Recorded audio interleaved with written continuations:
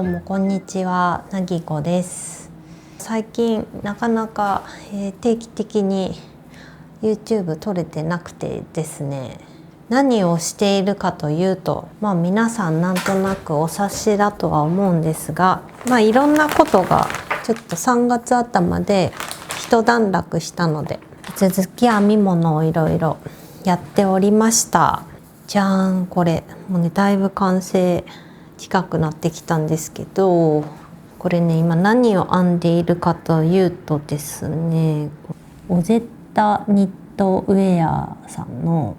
レイクスプルオーバーっていうセーターを編んでおります。こんな感じのセーター、少し前にですねボンネットナンバーワンカントリーエディションっていうねやつをニセコに行ってた時に編んでたんですけど、それと同じ糸、この小金さんのブルーフォックスウールっていう糸で編んでみております。少しパターンからいろいろ変えてしまってはいるのですが、じゃーん、だいぶ映る。あとね、右袖を編み終えれば完成しちゃうっていう状況なのです。いや、意外とセーターまで編めるようになるとは思わずですね、個人的にも自分に感心をしております。こんな感じで、あともう少しでねセーターが編めちゃうということで、引き続き編み物を続けておりますね。途中で飽きちゃったらどうしようかなと思ったんだけど、全然でした。だいたい1ヶ月ぐらいで編めるかな、セーター。また後日、完成したらご紹介しようと思います。そんなんでずっと編み物をやってるとですね、割とインターネットの世界から遠ざかってしまうんですよね。もう目の前のこの編み物に本当に熱中してしまうので。ライツフォンありましたよね、シャオミの。結局ね、どうしたかというと、じゃーん、白いライツフォンをですねゲットしてしまいました。日本で売ってるライツフォンってグローバル版なんですね。もちろん日本の技的ちゃんと取ってたりとグローバルで売れるような仕様になっていて、ハードウェアの部分とか機能的な面とかはほとんど変わりはないんですけども、中国版に関してはこの若干ねデザインが違うんですよね。グローバル版とこんな感じで。でここが上下でツートンになってるのと、あとこのライカマークが横向きになってるんですよ。これ今ケースに入れてるんですけど、ケースから外してもこんな感じになってまして、若干デザインが違うんです。そして名前も、Xiaomi 17 ウルトラバイライカって名前なのかな、確か。で中国版なので、日本の技的はもちろん通っていません。日本の技的っていう通信をするようなデバイス、日本で使うもので取得しておかなきゃいけない資格みたいなのがあるんですけど、それを取得していないので基本的には日本では使ってはいけないんですね。なんですが、少し前から180日間だけ申請すれば緊急目的であれば使用できる、そういう仕組みをですね総務省の方が設定して作ってまして、その申請を出して今 Wi-Fi オンリーで使ってます。これ購入した理由ってスマホというよりコンデジとして持ち歩きたいなっていうのがあったので、180日過ぎたらもう全て通信する機能はオフにして使わなきゃいけないということなので、カメラになります完全にでもこの色が欲しかったというわけで、もちろん自分で自腹で購入いたしました。日本で買うより若干安かったかもしれない。ただなかなか手に入れるの難しいと思うので全然おすすめはしないです日本で普通に売ってるライツフォン買ってください皆さん。はい、で、こういうフォトグラフィーキットっていうよりカメラらしい使い方ができるオプションもちゃんと買ってみまして、こんな色なんですよ。こっちの方が可愛くない？こうね、いつもシャオミのデバイス中国でしか売ってないカラーがあったりするんですよ。そっち可愛いんですよね。とか、多分この箱は変わんないんじゃないかな。変わんないと思うんですけど、あと中身はそうだな、ストラップとキャップとかも全部この色に合わせてあります。ただこの色のが汚れやすいですね。そんな感じですね。最近のアップデート、本当に編み物ばっかしてました。よし、ちょっと今お昼休憩中なのでちょっとだけ編んじゃおう。ちなみにこのセーターは前そのボンネットを作った時の余りの毛糸を、多分 0.7 玉でプラス8玉新しく毛糸を購入したんですね。で今6玉目か。6玉目を編んでいます。多分8玉で全然足りるんですけど、今これ6玉目です。もうすぐ終わりますが、はい、そんな感じで編み進んでおります。何が難しいって個人的には襟かな。襟肩周りが難しかったかな。ちょっとあともう胴体とね、袖はひたすらぐるぐるぐるぐる編んでいくだけなので、そんなに難しくはないですね。割と没頭できる感じです。ただこの袖はですね、少しずつこう腕周り、アームホールから少しずつ目を減らして袖にかけて細くしていっているので、 XS サイズの場合は7段に2目減らしていかなきゃいけないので、しっかり今何段目なのかを数えておかないといけないんですよね。編み目マーカーというか編み目カウンターみたいな、こういうカチカチやるやつとかも売っていたりはするんですが、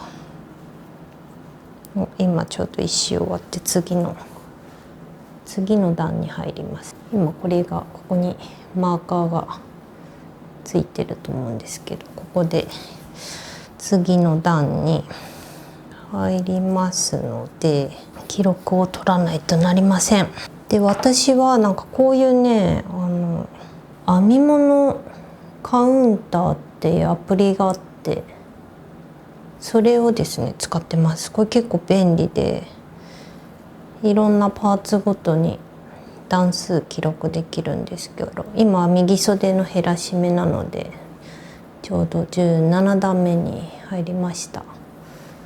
こんな感じで記録がどんどん残っていって、メモとかも残せて、段数をですね見失わないようにできてとても便利です。すごい分かってるなって思うのが、この編み目マーカーアプリを立ち上げてる間はスマホがスリープに入らないようにちゃんとなってて、スリープ入っちゃうと画面消えちゃうから記録するの忘れちゃうじゃないですか。私1111ロック解除するのめんどくさいし、なのでこのアプリで段数数えてる時はスリープが無効にすることができるのがなんかすごい、なんか分かってる人が作ってる感があって、とてもいいアプリだなと思います。そんな感じでこうやって編み始めるとですね、やめ時が分からなくなって仕事が全くできなくなってしまうので、お昼の編み物はこの辺りでやめましょう。やめよう。こんな感じでね、やめられなくなっちゃって永遠に編み物をしているわけなのです。逆にね、あれですね、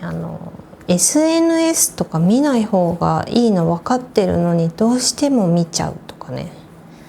そういう方にはぜひ編み物を私はおすすめしたいですね。見たいとか全然思わなくなるというか、多分 SNS 見なきゃって全然思わなくなると思いますはい、というわけで、あとは今日の夜かな。ここまで一周やるか。このマーカーまでやって終わりにしましょ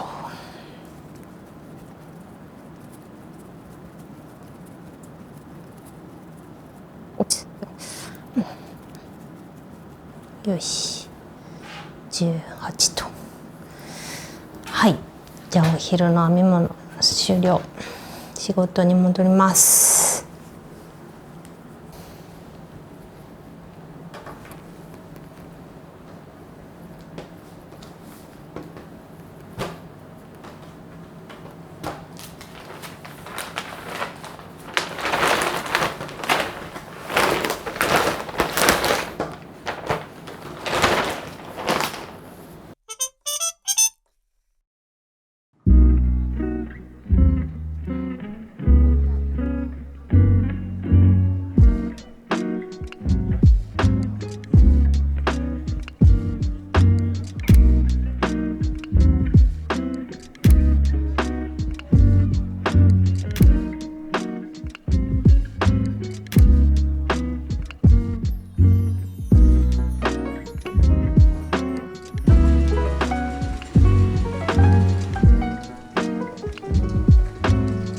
どうも後日です。なんとですね、セーターが完成しました。一回洗った方がいいとは思うんですが、取り急ぎスチームアイロンをかけて仕上げた感じです。